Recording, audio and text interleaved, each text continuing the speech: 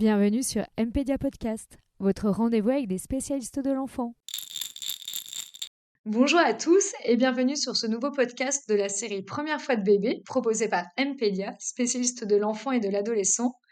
Alors nous avons déjà abordé dans cette série des thématiques autour du sommeil, de l'allaitement, de la théorie de l'attachement et de la santé environnement. Vous pouvez d'ailleurs retrouver ces épisodes sur la chaîne YouTube de Mpédia, sur le site de Mpédia, dans la catégorie podcast ou sur les plateformes d'écoute de podcast. Aujourd'hui, nous allons parler nutrition avec ce nouveau podcast intitulé Première cuillerée de bébé, comment bien démarrer la diversification. Pour cela, nous sommes très heureux d'accueillir le docteur Sandra Brancato. Bonjour docteur. Bonjour. Alors, docteur, vous êtes pédiatre, membre du groupe nutrition de l'AFPA, l'Association française de pédiatrie ambulatoire, et experte sur le site Mpédia où vous répondez à toutes les questions de parents concernant l'alimentation de leur enfant. Est-ce que j'ai oublié quelque chose? Eh bien non, c'est tout parfait. Je suis, pédiatre, installée en libéral et effectivement, je m'intéresse beaucoup à la nutrition. Merci beaucoup. En préambule, est-ce que vous pouvez nous rappeler, puisque c'est le sujet, ce qu'est la diversification alimentaire? Alors, la diversification alimentaire, c'est scientifiquement le fait de donner autre chose à l'enfant que le lait de sa maman ou du lait, une préparation infantile.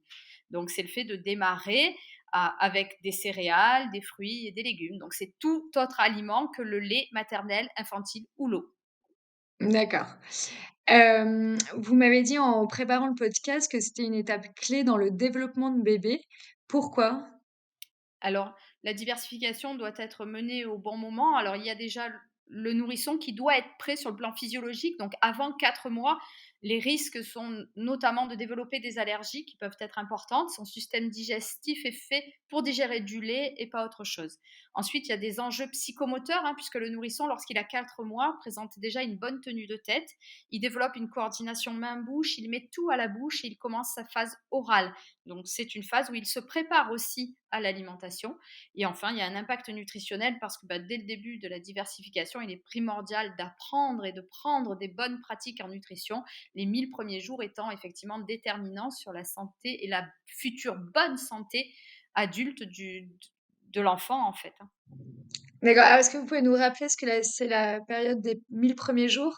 Bien sûr, à la période des 1000 premiers jours, alors d'un point de vue nutritionnel, c'est une période qui englobe la vie fœtale et les 2 premières années, de vie, pendant lesquelles la nutrition aura un rôle majeur sur le devenir adulte et la santé de l'enfant. Il y a une forme de programmation métabolique et bien manger pendant cette période, ça permet aussi de prévenir un grand nombre de maladies métaboliques telles que le diabète, les maladies cardiovasculaires, le surpoids et l'obésité.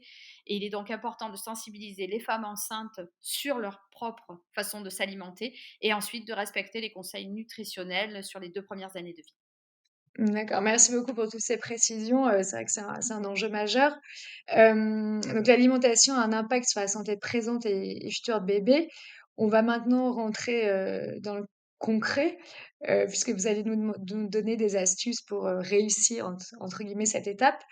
Tout d'abord, à quel âge est-il recommandé de démarrer la diversification alimentaire? Vous avez parlé de 4 mois là? Tout à fait. Donc on ne démarre pas avant 4 mois, le bébé n'est pas suffisamment, mature d'un point de vue physiologique, il y a donc des risques allergiques notamment. Il faut donc attendre 4 mois révolus et puis ensuite, entre 4 et 6 mois, c'est une période propice dans le cadre de son développement global et qui permet la diversification alimentaire. C'est la bonne période pour diversifier. Après 7 mois, c'est aussi un peu tard et on risque des carences, notamment en fer. Et les carences en fer ont des conséquences sur le développement psychomoteur de l'enfant. D'accord, donc entre 4 et 6 mois révolus. Est-ce que c'est la même tranche d'âge pour tous les enfants?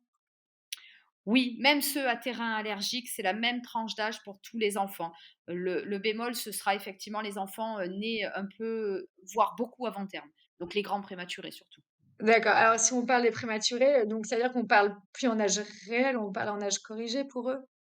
Alors en tout cas, on parle en âge corrigé pour beaucoup de choses et surtout on va, distinguer 2 types de prématurés. Les prématurés tardifs qui sont nés après 34-35 semaines et là, la différence sera assez peu visible avec des bébés à terme. Cependant, il est important d'attendre que le bébé ait un bon tonus axial et qu'il soit capable, de mettre en place une bonne coordination main-bouche. Donc ce sera peut-être plutôt vers 5 mois que vers 4 mois, mais la différence n'est pas très importante. Par contre, pour les grands prématurés, il est classique de dire qu'on ne les alimentera pas et qu'on ne démarrera pas la diversification avant 3 mois d'âge corrigé. Donc je vous donne un exemple. Par exemple, un bébé qui est né à 26 semaines d'aménorrhée, lorsqu'il aura 4 mois d'âge réel, son âge corrigé sera seulement de 1 mois. Et donc son développement neuromoteur ne sera pas compatible avec un début de diversification. Il faudra probablement attendre qu'il ait plutôt 6 ou 7 mois d'âge réel, ce qui correspondra à 3 4 mois d'âge corrigé. D'accord, et ça, c'est des questions qui se voient avec le professionnel de santé qui suit le bébé? Il est important de voir avec le médecin qui va suivre l'enfant quelle va être la période de développement psychomoteur qui permettra de vivre une expérience agréable pour tout le monde. Est-ce qu'il y a une différence, de dans l'introduction, enfin l'âge, entre les bébés allaités et non allaités? Non, il n'y a aucune différence. La diversification, peut très bien être réalisée entre 4 et 6 mois, de la même façon. Alors après, effectivement, les recommandations de l'OMS, c'est de dire que l'allaitement se fait sur les 6 mois et on débute la diversification au 6e mois, mais pas d'affolement. Une maman qui allaite peut commencer la diversification à 4 mois sans souci particulier. D'accord, merci beaucoup. Donc on a vu qu'il fallait vraiment commencer la diversification, en fait, une fois que le bébé est prêt, d'un point de vue, développement neuromoteur. Est-ce qu'on va rentrer un peu plus dans le concret? Est-ce qu'il y a un ordre à respecter, pour, débuter les aliments et si oui, par quels aliments faut-il idéalement commencer? Alors, les nouvelles recommandations, du plan, national nutrition santé, ne nous donnent pas d'ordre particulier sur l'introduction des aliments et nous précisent qu'il n'y a pas d'ordre. Par contre, il vaut mieux peut-être conseiller, de faire progressivement en introduisant d'abord plutôt le salé que le sucré, et il y a quelques études scientifiques qui permettent de montrer qu'un nourrisson qui reçoit en premier les légumes pendant les 10-15 premiers jours de la diversification aura ensuite une meilleure acceptabilité globale des légumes. Donc au cabinet médical, moi je conseille encore de commencer par les légumes et si tout se passe bien, 10-15 jours après, de faire les fruits et d'aller rapidement ensuite sur les autres, aliments. Est-ce qu'il y a des légumes en particulier avec lesquels il faut commencer? Alors tous les légumes peuvent être donnés avec la précaution peut-être qu'il faut introduire progressivement, surtout les légumes les plus fibreux et les moins bien tolérés. Donc par exemple, on commence volontiers par les carottes, la courgette, la betterave, les épinards, les haricots verts, le potiron. Ce sont des légumes relativement bien acceptés, peu fibreux et bien digérés. Et puis on attendra peut-être un petit peu plus et on les introduira doucement. Pour ce qui concerne les vers de poireaux, les vers de blettes, les choux par exemple, qui vont avoir tendance à donner des ballonnements, une accélération du transit et qui vont peut-être entraîner un inconfort. Mais bon, après, il y a plein de nourrissons qui tolèrent parfaitement tous les légumes sans problème. Est-ce qu'il faut mieux proposer plusieurs fois le même aliment, enfin le même légume ou changer chaque jour? Alors, il est préférable de changer chaque jour ou chaque 2 jours suivant l'organisation familiale, hein, mais en reproposant régulièrement à l'enfant, surtout lorsqu'il n'apprécie pas. Parce que parfois, il faut 8 à 10 présentations pour qu'un nourrisson apprécie l'aliment proposé. Donc, on ne forcera jamais, mais il faut savoir persévérer. Il faut pas se décourager. Sous quelle forme on propose les légumes? Alors au début, on va commencer par des purées bien lisses, hein, bien sûr, et il est tout petit, hein, donc il ne sait pas encore ni mâcher, ni déglutir des petits morceaux, ce qui risque d'entraîner des petites toux, voire même des hauts le cœur. Donc au départ, purée bien lisse, avec une petite cuillère qui est adaptée, hein, à l'enfant, hein, donc une cuillère d'un petit format, mais Souple, bien ouais. et souple. Voilà, et puis de plus en plus texturé avec, du granuleux, de l'écrasé à la fourchette, du coupé en petits morceaux et puis on va évoluer vers l'introduction des morceaux en s'adaptant à l'enfant bien sûr, mais on n'attend pas non plus, on n'attend pas qu'il ait toutes ses dents, sinon, ça fait beaucoup trop tard. D'accord. D'ailleurs, ça fera l'objet d'un prochain podcast, l'introduction des morceaux, parce que c'est un sujet qui peut inquiéter les parents. Donc on se retrouvera un peu plus tard, sur ce sujet-là. Vous parliez tout à l'heure de 10 à 15 jours, donc une fois qu'on a introduit les légumes, vous recommandez d'introduire les autres catégories d'aliments au bout de 10-15 jours, c'est ça? Tout à fait. Une fois les légumes débutés, on peut conseiller le rythme de 10 à 15 jours en introduisant les fruits, puis 10 à 15 jours après les protéines animales, viande, poisson, œufs, puis 10-15 jours après les sucres complexes sous forme de féculents, de céréales et de légumineuses, etc. pour tout type de catégorie d'aliments en fait, hein. Et les lipides et quand est-ce qu'il faut les introduire? Dès le départ, On met des lipides dès que l'on commence à donner, des légumes. Alors c'est sûr que quand il prend que 2-3 cuillères à café, c'est pas encore là où on va pouvoir rajouter une cuillère à café de lipides. Mais dès que l'enfant est capable de manger, des quantités, qui vont être l'équivalent d'un demi-pot pour bébé, on met une cuillère à café d'huile végétale avec, on alterne avec le colza, l'huile de noix, un petit peu de beurre de temps en temps, sauf pour les enfants allergiques aux protéines de lait de vache, hein, et on met des lipides à chaque repas. Donc, c'est-à-dire que si on fait un repas par jour, on met une cuillère à café. Et puis, quand l'enfant est plus grand et qu'on fait 2 repas par jour, on met une cuillère à café dans chaque repas jusqu'à l'âge de 1 an. À partir de 1 an, on mettra un peu plus, on mettra 2 cuillères à café de lipides dans chaque repas. Il y a une question qui revient aussi souvent des parents. Comment on fait pour introduire les céréales qui sont normalement introduites dans le biberon? Mais comment introduire les céréales quand on allait? Alors, effectivement, les céréales peuvent être introduites dès le début de la diversification dans les biberons de lait infantile. Et puis, bah, pour l'allaitement, on pourra les débuter différemment. On peut les mélanger avec des fruits, en compote, par exemple. Et puis, on peut aussi utiliser du lait maternel tiré pour réaliser une sorte de bouillie, c'est-à-dire qu'on va épaissir le lait maternel et le donner à la cuillère, puisque ce sont des enfants qui ne prennent pas le biberon. On a vu qu'on pouvait donner tous les légumes, mais est-ce qu'il y a des aliments à éviter et si oui, lesquels? Alors, bah, bien sûr, les légumes crus au début chez le tout petit, ça passe pas très, très bien parce qu'il ne peut pas mâcher, donc on les proposera plus tard quand il sera capable de croquer et de mâcher. Ensuite, bah, on va éviter, tout ce qui est viande, poisson, œufs crus, donc pas de cru avant 5 ans parce qu'il y a un risque infectieux. Les fruits frais et bien mûrs peuvent être mixés crus dès le début de la diversification, sans problème particulier. Et puis on évitera aussi les fromages au lait cru avant 5 ans. Pareil, c'est un risque infectieux, donc le cru dans l'alimentation, on y va, avec grande précaution.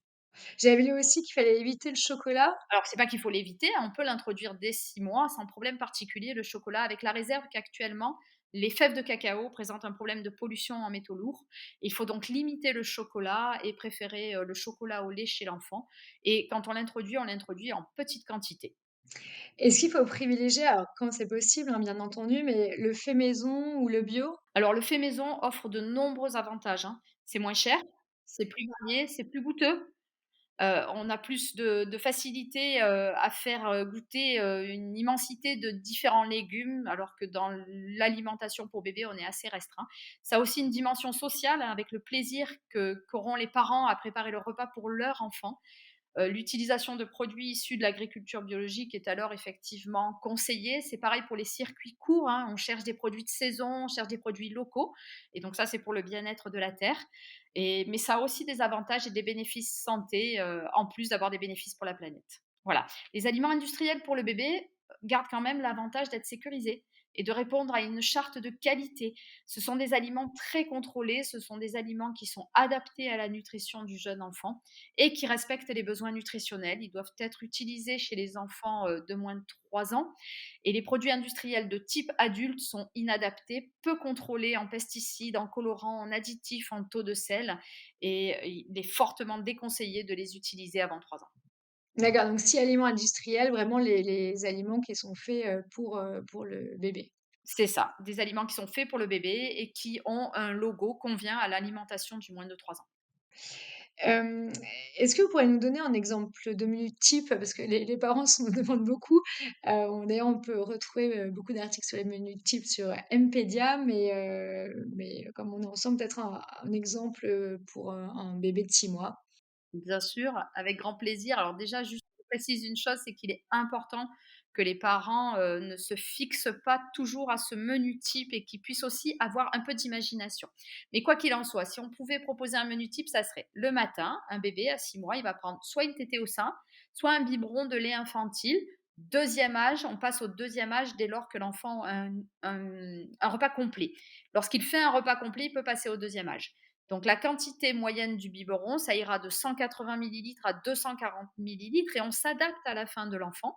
Il y a des petits mangeurs, des grands mangeurs, donc on ne force jamais. Et dans ce biberon de lait infantile, on peut mettre 1 à 2 cuillères à café de céréales infantiles avec gluten. Donc ça, c'est pour le matin. Le midi, donc, alors je rappelle que le midi, c'est un horaire social. Et là encore, on s'adapte aux nourrissons. On n'est pas obligé de manger à midi. On mangera donc des légumes et des sucres complexes jusqu'à 200 grammes. avec une proportion de un quart à un tiers de féculents pour trois quarts à 2 tiers de légumes, une cuillère à café de lipides, on en a parlé, hein, de graisse végétale ou du beurre en alternance, et 10 grammes de protéines animales type viande ou poisson ou œufs bien cuits. Voilà, en dessert, on peut proposer des fruits mixés, des fruits en compote, hein, cuits ou crus. Et souvent, les nourrissons, encore si petits, ont besoin de tétées au sein ou au biberon et ça ne pose aucun problème. On suit le rythme de l'enfant. S'il en a besoin, on propose un biberon et s'il n'en a plus besoin, on peut arrêter le biberon à midi et faire un repas complet à la cuillère. Comment on peut savoir s'il en a encore besoin ou pas? Ça, en général, on voit bien qu'à la fin du repas, le bébé, il a besoin d'autre chose. On propose un biberon et il tète facilement, même ne serait-ce que 90 millilitres, donc on peut le laisser, téter encore un peu de lait à 6 mois. Au goûter, on propose la tétée au sein ou un biberon de 120 à 150, hein. Bah, après toujours pareil, hein, les gros mangeurs, ils peuvent manger plus, les petits mangeurs, ils prendront que 90. Ensuite, on propose des fruits en compote et pourquoi pas, on peut compléter avec un petit laitage adapté à son âge. Et le soir, c'est toujours pareil, une tétée au sein ou un biberon de 180 à 240 millilitres avec 1 à 2 cuillères à café de céréales avec gluten.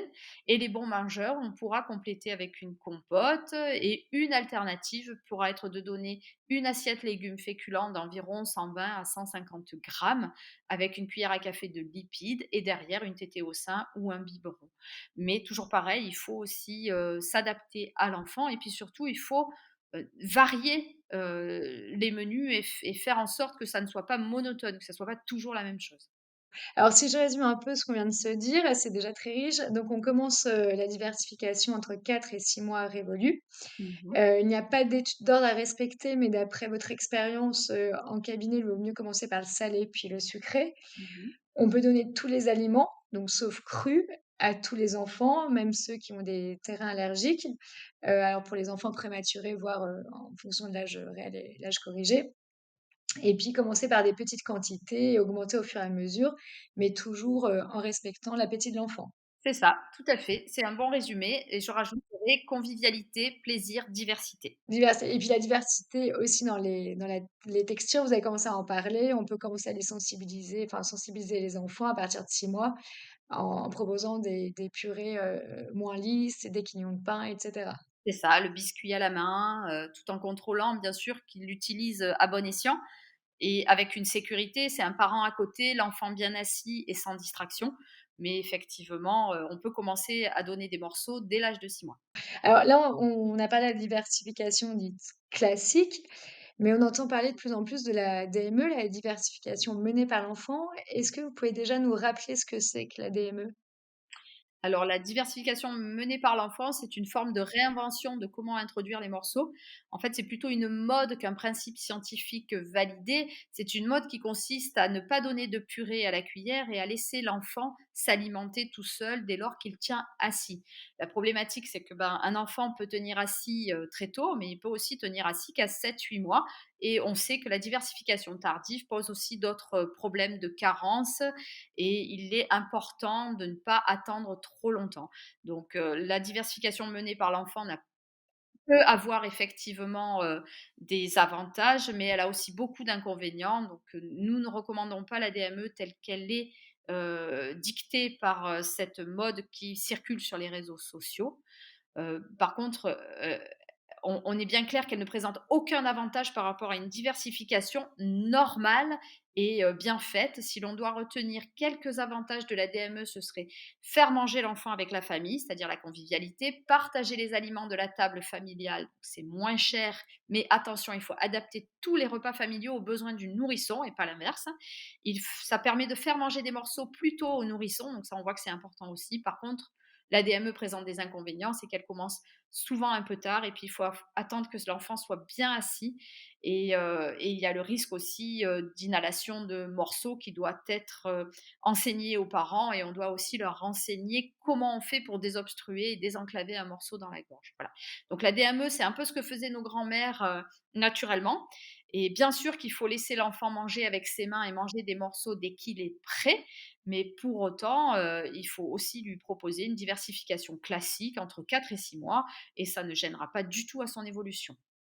Oui, puis moi je vois un autre frein, c'est si on laisse un peu l'enfant se débrouiller tout seul, c'est-à-dire qu'on ne sait pas, s'il y a des carences, pas de carences. On a vu quand même qu'il y a eu des quantités recommandées, même si ça dépend de l'appétit de l'enfant, mais des quantités recommandées, par rapport à ses besoins nutritionnels et c'est vrai qu'avec la DME, on ne sait pas complètement ce qu'il mange. C'est ça, c'est surtout au début en fait, hein. On voit dans certaines études au début de la DME qu'il peut y avoir des carences, notamment, une carence calorique, c'est-à-dire qu'il ne mange pas assez en calories, une carence en fer parce qu'il ne mange pas d'aliments suffisamment riches en fer au départ. Or ça va se lisser, se gommer quand l'enfant grandit, mais n'empêche qu'il y a une période où on peut avoir des carences qui auront une répercussion sur sa santé future.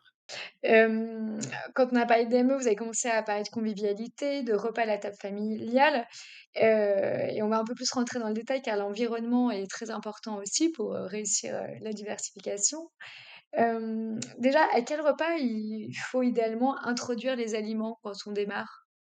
Alors socialement, ce sera plus souvent au repas de midi pour les légumes et au goûter pour les fruits, mais il est parfaitement possible de débuter, le soir, notamment pour des parents qui travaillent et qui ont envie de vivre l'expérience avec leur enfant et de ne pas déléguer à la crèche ou à l'assistante, maternelle et donc il y a aucun problème pour commencer la diversification le soir. Est-ce qu'il faut mettre en place un environnement spécifique? Est-ce qu'il y a des bonnes pratiques? Mais bien sûr, il y a des bonnes pratiques. Le repas, si possible, c'est en famille, hein, sans aucune distraction. Il n'y a pas de jeu à table, il n'y a pas d'écran qui vient perturber le repas, mais ça, c'est tout aussi important pour les grands enfants et les adultes. Et puis, on peut laisser l'enfant mettre un peu ses mains dans la nourriture, attraper la cuillère tout seul, se familiariser avec la nourriture qu'il va porter à sa bouche, mais qu'il va aussi porter à son nez pour sentir. Et puis, il va regarder, il va voir les couleurs. Donc, tout ça, c'est un éveil sensoriel qui est très important. On forcera jamais l'enfant, mais on proposera plusieurs fois, donc ça c'est la persévérance pour qu'il aime effectivement une grande diversité d'aliments. Et enfin, on essaye de ne pas essuyer la bouche du bébé à chaque bouchée, parce que ça, ce sont des stimulations très désagréables et souvent mal tolérées par le nourrisson qui peut se mettre à pleurer et à refuser la cuillère et la nourriture par des stimulations et cette dysoralité qui le perturbe. Donc en fait, l'enfant, on le laisse manger, il en a de partout, mais on l'essuiera à la fin du repas et on évite de lui gratter la cuillère à chaque fois sur la bouche pour lui racler, les lèvres et il y a des enfants que ça dérange pas, mais il y en a d'autres qui sont très sensibles. Oui, c'est vrai, on pense pas, souvent que c'est ça qui va empêcher après une bonne acceptation de la cuillère. Alors vous dites qu'il ne faut pas forcer, qu'il ne faut pas jamais forcer un bébé, mais s'il refuse catégoriquement de manger, s'il refuse, tout ce qui est salé ou toutes les purées ou c'est vrai que les parents, ils ont quand même, ils sont souvent inquiets sur un risque de carence, hein, dont on parlait d'ailleurs, auparavant. Et on a parfois un peu tendance quand même à insister, à forcer, voire se fâcher, donc ça, il faut pas le faire, c'est ça? Non, on force pas, on se fâche pas parce qu'en fait, tout forcing alimentaire induit derrière, des comportements après de refus encore plus importants et l'enfant va garder en mémoire cette expérience très désagréable. Donc un nourrisson de 4 mois qui refuse tout, pas d'affolement, on attend plus, on attend 1 mois de plus, voire 2 mois de plus et on réessaie à nouveau vers 5 mois, vers 6 mois. Par contre, effectivement, si, à 6 mois révolus, l'enfant continue de refuser, la diversification et l'alimentation, là, moi, je conseille d'en discuter avec un professionnel de santé pour essayer de comprendre, hein, de mettre en lumière les raisons qui sont parfois évidentes, hein, du refus et puis, en attendant, on pourra mettre en place une diversification en mettant progressivement dans le biberon, tout en continuant, mais sans forcer de proposer, des aliments à la cuillère et puis un nourrisson qui pleure et qui détourne le visage de la cuillère au-delà de l'âge de 7 mois, c'est un trouble de l'alimentation pédiatrique. Il ne faut pas banaliser, il faut le prendre en charge. Donc en fait, il faut pas s'inquiéter si un bébé refuse au début les aliments qu'on lui propose, tout au début de la diversification. En revanche, si le refus persiste au-delà de 6, 7 mois, il faut en discuter avec un professionnel de santé. C'est ça, C'est ça. exactement. Il faut pas laisser les choses, s'enquister, il faut pas laisser les choses se banaliser. Il faut arrêter de dire: «Mais il mangera madame, un jour il mangera tout, il y a pas de problème». Parce qu'on se rend compte qu'après on a des enfants à 3 ans, en fait ils sont, très, très sélectifs, ils mangent très peu de choses, ils savent pas mâcher, donc on a finalement raté le coche à ce moment-là et c'est là où on peut inverser la tendance et remettre en place une alimentation normale. On va arriver à la fin de nos échanges. Donc en conclusion, qu'est-ce que vous voulez dire aux parents qui nous écoutent? Bah, la première chose, c'est, déjà effectivement d'attendre le moment propice où quand l'enfant est prêt, ça sera toujours plus facile Il faut que les parents se fassent confiance. Il faut aussi faire confiance à l'enfant et à l'appétit de l'enfant. Il y a des enfants qui ont des petits appétits, d'autres des gros appétits, mais ça, c'est physiologique et on n'y peut rien. Donc, il faut bien respecter son appétit. Il faut aller vers de la diversité, vers de la convivialité. Et puis, il faut aussi savoir persévérer sans forcer. Il faut aussi donner l'exemple, hein, papa et maman, s'ils ne mangent jamais un aliment eux-mêmes à table, ils peuvent ne pas espérer que l'enfant le prenne. Donc, il faut donner l'exemple et s'astreindre à manger des fruits et des légumes. Et puis, il ne faut pas attendre trop longtemps pour introduire les morceaux. En tout cas, au-delà de 8-10 mois, il faut commencer les textures granuleuses, il faut commencer les petits morceaux, il faut commencer les morceaux à la main et permettre à l'enfant, en lui faisant confiance, de développer sa mastication. D'accord, merci beaucoup, docteur Brancato et puis on va bientôt se retrouver, hein, puisqu'on va faire un prochain podcast, autour de la nutrition et cette fois on parlera plus particulièrement de l'introduction des morceaux dont vous avez commencé, un peu à parler, pendant ce podcast. Je vous remercie beaucoup, je vous dis à très bientôt. Merci, à bientôt. C'était un podcast proposé par Mpédia, spécialiste de l'enfant et de l'adolescent. Merci pour votre écoute. C'était Mpédia Podcast, votre rendez-vous avec des spécialistes de l'enfant.